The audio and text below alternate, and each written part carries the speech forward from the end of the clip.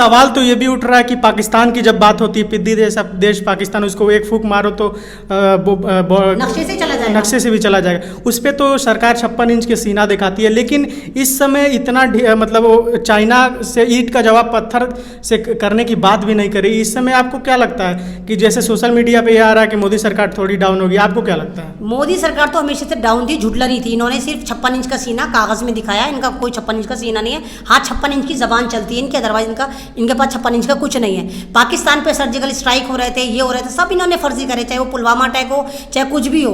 आप देवेंद्र को देखिए, देवेंद्र पकड़ा गया जो पुलवामा अटैक का जिम्मेदार था, उसको जमानत दे दी इन्होंने, जो संसद में भी जिम्मेदार था। तो ये तो आतंकवादी और रेपिस्ट की सरकार ही भारत के लिए कुछ नहीं करेंगी। वो तो दिल्ली पुलिस ने 90 दिनों तक चार्जशीट नहीं दाखिल की, इसलिए जमानत देना पड़ा। क्यों नहीं दाखिल करी? यानी दिल्ली पुलिस का ठहरे में है, दिल्ली पुलिस जो है आतंकवादियों को सपोर्ट करती है। सफूरा जरगा जैसी मासूम को जेल में पकड़ के कर देते हैं। खालिद सैफी जेल में पड़े हुए हैं, जितने सोशल एक्टिविस्ट जेल में पड़े हैं, मीरान हैदर है, कोई सब जेल में पड़े हैं, लेकिन आतंकवादियों को जो है वो जमानत मिल रही है। तो किस तरह का कानून है, कौन सा कानून की बात करते हैं आप? और फिर उसके बाद इन्हीं की बीजेपी की जो है वो बहुत लोअर क्लास रागनी तिवारी है, वो क्या कह रही है, नहीं पहले मुल्लाओं को काट ले, चाइना को हम बाद में देखेंगे। यानी कि अभी भी देश के अंदर तोड़ने की बात हो रही है। सरहदें जाती हैं जाएँ, इलाके जाते हैं जाएँ, चाइना पूरा भारत कब्जा लेता है कब्जा ले, लेकिन ये मुल्लाओं को ही मारेंगे, मुसलमानों को ही मार मार के छोड़ेंगे। ये मतलब आप कहना चाहती हैं कि सरहद के पार जो दुश्मन है वो तो है ही, कुछ देश के अंदर भी दुश्मन है? कुछ नहीं, 100% जो है जितने भी इस RSS हैं सारे के सारे 100% दुश्मन हैं, जो पूरे भारत को बर्बाद कर चुके हैं। अभी अगर आप देख लें, इनका एक महासचिव है राम पासवान करके, बीजेपी के महासचिव हैं, वो उसको BBC लंदन को इंटरव्यू देते, BBC से लंदन वाले उसको इतना नंगा करा, उन्होंने साफ कहा कि तुम आतंकवादी ग्रुप हो। उनसे बोला नहीं गया, उन्होंने कहा तुम सारवरकर वाले हो, और सारवरकर भारत का सबसे पहला आतंकवादी था। सारवरकर वो था जिसने ये कहा था कि हाँ नाजियों ने सही मारा यहूदियों को और हमें मुसलमानों को भारत में ऐसा मारना चाहिए। तो इनके तो रोल मॉडल सारे आतंकवादी हैं।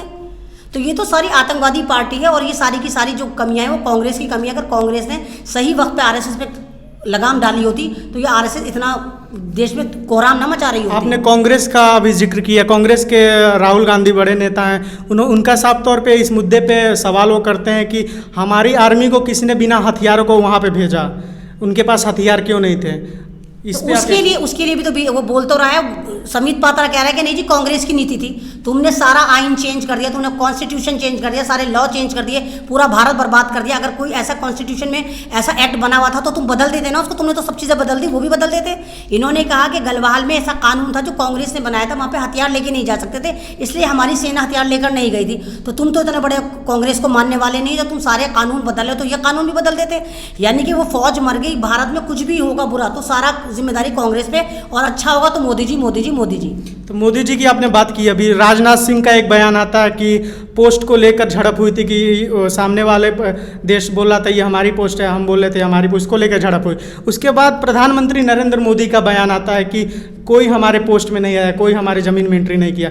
तो आपको क्या लगता है कि कौन झूठ बोल रहा है, राजनाथ सिंह सच बोल रहे हैं या प्रधानमंत्री नरेंद्र मोदी जी सच बोल रहे हैं? अरे परितोष, इनके साथ तो ये है कि जितने भी नेता बोलेंगे सबके बयान जो है ना वेरी करते हैं, हर एक अलग स्टेटमेंट देता है। राजनाथ साहब भी थोड़ा थोड़ा सच बोल रहे होंगे, लेकिन अगर आप उठाकर देखिए, इंटरनेशनल न्यूज़ उठाकर देखिए, लद्दाख हमारे हाथ से जा चुका है, गलवाहल झील हमारे हाथ से जा चुकी, एक है चिकन नेक कॉरिडोर, एक पतली सी जगह, अगर उसको चाइना कब्जा कर लेता है हमारे हाथ से सीधी सीधी 8 स्टेट जाएंगी और 35 करोड़ पब्लिक हमारे हाथ से निकल जाएगी, बिल्कुल अलग हो जाएगी।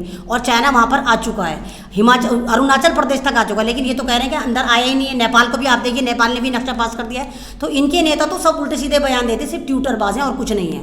ट्विटर पे ही मदद करते हैं, ट्विटर पे ही इन्होंने खाने खिलाया, ट्विटर पे इन्होंने दिखाया कि भारत में इन्होंने मजदूरों के लिए क्या करा, मुसलमानों के लिए क्या करा, अदरवाइज ग्राउंड रियलिटी इन्होंने कुछ नहीं करके दिखाई। आपने ट्विटर की भी बात की, तो ट्विटर पे ये भी न्यूज़ आ रही है कि लोग शेयर कर रहे हैं, जो 3 इडियट में जिस झील का जिक्र हुआ, जो वीडियो में दिखाएगा आमिर खान करीना कपूर जहां आखिरी में मिलते हैं, वो झील भी चाइना के कब्जे में है। क्या ये कितनी सच्चाई? ये तो 101% है, वो अब नहीं है, वो तो 20 दिन से चाइना के पास है। उसमें तो पहले ये लिखा हुआ है कि अब अगर कोई लद्दाख आएगा तो चाइना का वीज़ा लेकर आएगा। अब वो भारत के पास नहीं रहा, वो तो 20 दिन पहले ले चुका है चाइना। वहाँ अपने तंबू गाड़ दिए हैं सारे, वहाँ पर उसने बुलडोजर ला के सब तोड़ दिए, हिंदुस्तान की चौकियाँ तोड़ दी। वहाँ तो 6 महीने 8 महीने पहले हमारे देश के जो भी टूरिस्ट ट्रैवलर है वो लोग जाके घूमते थे वहाँ तो पे। 6 महीने पहले की बात है, मैं तो पिछले महीने तो कब्जा करा है चाइना पिछले महीने तो आया है, जिस वक्त ये कोरोना को मौत की तरह बांट रहे थे और सारे फौजियों को इन्होंने हटा लिया था। जो कोरोना चाइना से चला था, उस चाइना ने उस कोरोना को डबल कैश कराया। एक तो वहाँ पे कोरोना था, उसके बाद जब इन्होंने देखा कि हमारा फौज नहीं है, ये आराम से हमारी सरहदों में घुस गए, हमारे इलाके कब्जा कर लिए। अभी जिस तरीके से अमीश देवगन को लेकर सोशल मीडिया पे विरोध है, क्योंकि उन्होंने अभद्र टिप्पणी किया था, आपको पता ही होगा। इसको किस तरीके से देखती हैं, अभद्र टिप्पणी करना, फिर 2 दिन बाद 1 दिन बाद आके माफ़ी मांगना, और न्यूज़ 8 चैनल पे मतलब तोड़फोड़ भी वहाँ पे हुआ, तो इसको कैसे देखती हैं आप? तो मैं अगर अमीश देवगन का जाके कत्ल कर दूं, उसकी पूरी फैमिली को मार दूं, बाद में कह दूं सॉरी, तो क्या मुझे रियायत मिलेगी? नहीं मिलेगी ना। तो ये तो वही बात। दूसरी बात, इसमें हमारे ही मजहबी ठेकेदार गुनाहगार हैं। लेकिन उसी में एजाज खान कुछ बोलते हैं तो उनको FIR हो जाता है, जेल हो जाता मैं कह है। रही कि हमारे मजहबी ठेकेदार भी गुनाहगार हैं, क्योंकि ये पेडेड रेंटल इमाम जाके स्टूडियो में बैठ के इस्लाम को जाके जलील कर आते हैं। तो ये आपने ही उनको इतनी आज़ादी दी कि वो आपके उलमाओं के बारे में, आपके बुजुर्गों के बारे में गाली दें। तो अब कहाँ है वो जो निज़ामुद्दीन के ठेकेदार बनते हैं, वहाँ के ठेकेदार बनते हैं, जो गल्ला फरोश हैं, वो क्यों नहीं बोल रहे कि अमीश देवगन तूने हमारे साथ गलत करा? तो ये अमीश देवगन बेशक उसने बहुत गलत करा, लेकिन इस गुनाह को करने में सारी की सारी हमारी कम्युनिटी जिम्मेदार है। वो जिम्मेदार है जो वहाँ पे उसके चैनल पे जाके इस्लाम को गलत कहलवा। क्या अमीश देवगन को आप कभी माफ़ कर पाएंगे या माफ़ कर दिया? नहीं, मैं तो खैर माफ़ नहीं करूँगी। मैं तो इनको सबको आतंकवादी चैनल ही कहती हूँ। तो सब आतंकवादी चैनल है, मेरी रियासत उन पर बैन होना चाहिए। और आप यकीन करिए, अगर ये इंटरनेशनल मीडिया होता ना, अब तक ये जेलों में सड़ रहे होते, इनकी जमानत भी ना होती। अगर ये वाकई इंटरनेशनल मीडिया होता है, तो ये आतंकवादी भारत में है चारों के चारों। ये 4 चैनल अगर बंद हो जाए, भारत में आधे से ज़्यादा शांति वैसे ही आ जाएगी। ये 4 चैनल बंद हो जाए, 16 एंकरों को जेल में डाल दो पकड़ के, आप यकीन करो पूरा भारत अमन और अमान फिर वापस आ जाएगा। इन्होंने ही नफरतें बांट रखी हैं, हिंदू मुस्लिम, गाय गोबर बिरयानी, इसके अलावा कुछ नहीं दिखाते।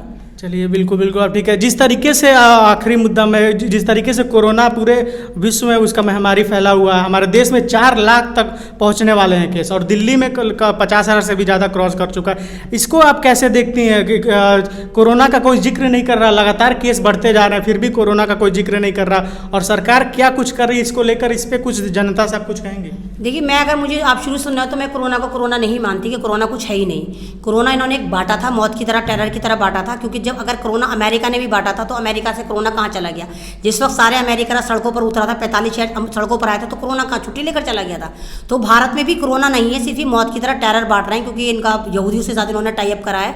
और दूसरी बात, आप ही से सवाल कर रही हूँ कि कोरोना से पहले जो अस्पतालों में पेशेंट होते तो वो कहाँ गए? जब अस्पतालों में खचाखच भरे रहते तो वो heart patient, kidney patient, lungs patient, HIV positive, वो कहाँ है? उसका डेटा क्यों नहीं दे रही गवर्नमेंट? सिर्फ कोरोना कर रही है, और सिर्फ कोरोना अस्पतालों में क्यों नजर आ रहा है? और कोरोना से मरने वाले 101% सिर्फ मुसलमान ही क्यों हैं? ये कोरोना नहीं है, एक तरह से NRC लगा दी गई मुसलमानों की, क्योंकि इस तरह बात नहीं कर सकते। इस तरह कोरोना की आड़ में मुसलमानों को जहर का इंजेक्शन दे देकर मार रहे हैं और दलितों को मार रहे हैं। बिल्कुल। आखिरी में हम सरकार से कुछ कहना चाहेंगी चीन मुद्दे पे, और हमारे जो जवान शहीद हुए उनके लिए कुछ आप कहना? मैं यही कहूँगी कि अगर वाकई तुम्हारा 56 इंच का सीना सचमुच है, तो तुम्हें रिजाइन दे देना चाहिए, क्योंकि तुमने कुछ नहीं करा। तुमने फौजियों को मरवा दिया। हर दफ़ा तुम हमारे फौजियों को मरवा देते हो। जब भी कोई इलेक्शन होता है, इनकी चाल चल जाती है। जैसे अब ये बिहार में इलेक्शन होने वाला है, तो ये चाइना के साथ लगे पड़े हुए हैं। तो अगर वाकई तुम्हारा 56 इंच का सीना है, तो तुम्हें रिजाइन दे देना चाहिए, क्योंकि तुम इस लायक नहीं हो कि तुम भारत के प्रधानमंत्री भी कहलाओ।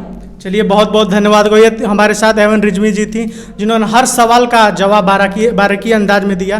तो अभी तक के लिए इतना ही। आगे देखते रहिए तमाम बड़ी खबरों के लिए नेशनल इंडिया न्यूज़, और मुझे दीजिए इजाज़त। धन्यवाद। चैनल को सब्सक्राइब नहीं किया है तो प्लीज़ सब्सक्राइब कीजिए, और ताज़ा अपडेट पाने के लिए बेल आइकन को दबाना ना भूलें।